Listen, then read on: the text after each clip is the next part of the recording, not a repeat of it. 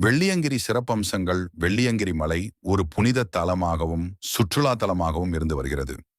இந்த மலையில் சிவன் வீற்றிருப்பதாக ஐதீகம் உள்ளதால் இதை தென் கைலாயம் என்றும் பக்தர்கள் அழைக்கிறார்கள். இது மேகங்கள் சூழ வெள்ளி வார்ப்படத்தால் மூடியது போல தோற்றமளிப்பதால் வெள்ளியங்கிரி என்ற பெயர் பெற்றது. இம்மலை அடிவாரம் பூண்டி என அழைக்கப்படுகிறது. இந்த அடிவார பகுதியில் வெள்ளியங்கிரி ஆண்டவர் கோவில் உள்ளது. ரத்தினகிரி, தக்ஷிண கைலாசம், பூலையாக கைலாயம் என்றெல்லாம் இக்கியாவில் அழைக்கப்படுகிறது.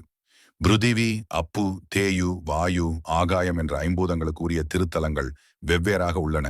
ஆனால் வெள்ளியங்கிரி திருத்தலம் ஒன்றே பஞ்சபூத தலமாகவும் பஞ்சமுக கிரிகளை தன்னுள் அடக்கியதாகவும் காட்சியளிக்கிறது.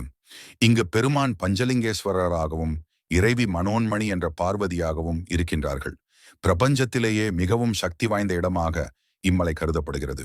தரிசிக்க வேண்டிய இடங்கள்: பூண்டி அருள்மிகு வெள்ளியங்கிரி ஆண்டவர் திருக்கோயிலானது கோவை மாநகரிலிருந்து மேற்கே சுமார் 36 கிலோமீட்டர் தூரத்தில் மேற்கு தொடர்ச்சி மலையின் அடிவாரத்தில் அமைய பெற்றுள்ளது.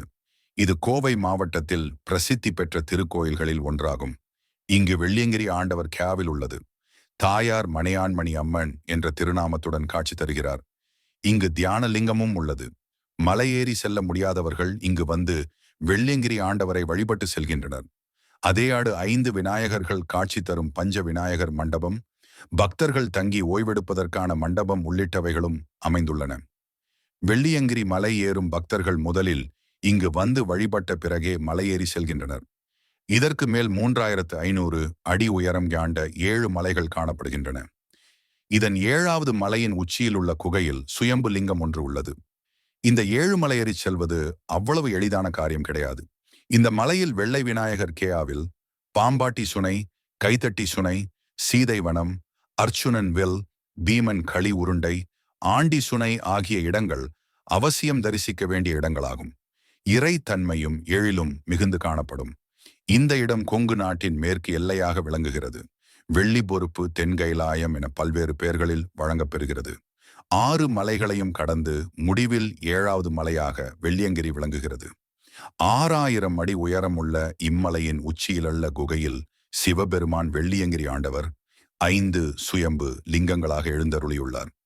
இத்தலத்திற்கு கோடை காலமாகிய தை, மாசி, பங்குனி, சித்திரை, பிப்ரவரி, மார்ச், ஏப்ரல், மே மாதங்களில் இலட்சக்கணக்கான மக்கள் தமிழ்நாட்டின் அனைத்து மாவட்டங்களிலிருந்தும் நாட்டின் பிற மாநிலங்களிலிருந்தும் வந்து கடினமாக முயன்று மலை மீது ஏறி வழிபடுகின்றனர்.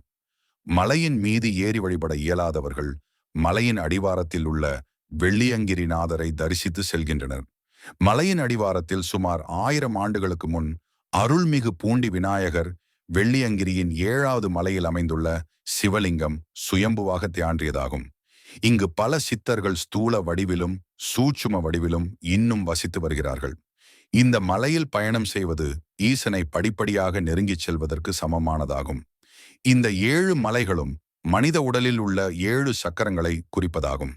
இங்குள்ள ஆண்டி சுனையில் நீராடிவிட்டு சிவனை சென்று வழிபட்டால் உடலில் உள்ள நேயாய்கள் பலவும் நீங்குவதாக சொல்லப்படுகிறது. சில முக்கிய நாட்களில் இங்கு திடீரென சிவ பூஜைக்கான பிரணவ மந்திரமும் ஒலிக்கும் சத்தம், சிவனுக்குரிய பஞ்ச வாத்தியங்கள் முழங்கும் சத்தமும் கேட்பதாக பக்தர்கள் பலர் கூறுகின்றனர். இந்த சத்தங்கள் பூமிக்கு அடியில் வாசிக்கப்படுவதாகவும் அந்த சத்தம் 7வது மலை வரை கேட்பதாகவும் சொல்லப்படுகிறது. இது தவிர சங்கின் ஒலி, வேத மந்திரங்கள் ஒலிக்கும் சத்தமும் அவ்வப்பையாது கேட்பதாகவும் பக்தர்கள் கூறுவதுண்டு. வெள்ளியங்கிரி ஆண்டவரை தரிசித்தால் கைலாயத்திற்கு சென்று சிவனை தரிசித்த பயன் கிடைக்கும் என சொல்லப்படுகிறது. 7 மலைகளை சிரமப்பட்டு ஏறி வந்த உடல் களைப்பு, மனச்சோர்வு, அசதி, கால்வலி அனைத்தும் ஈசனை கண்ட அந்த ஒரு நொடி பொழுதில் மறைந்து விடுகிறது. நன்றி. இந்த வீடியோ பிடிச்சிருந்தா லைக் பண்ணுங்க, ஷேர் பண்ணுங்க, சப்ஸ்கிரைப் பண்ணுங்க.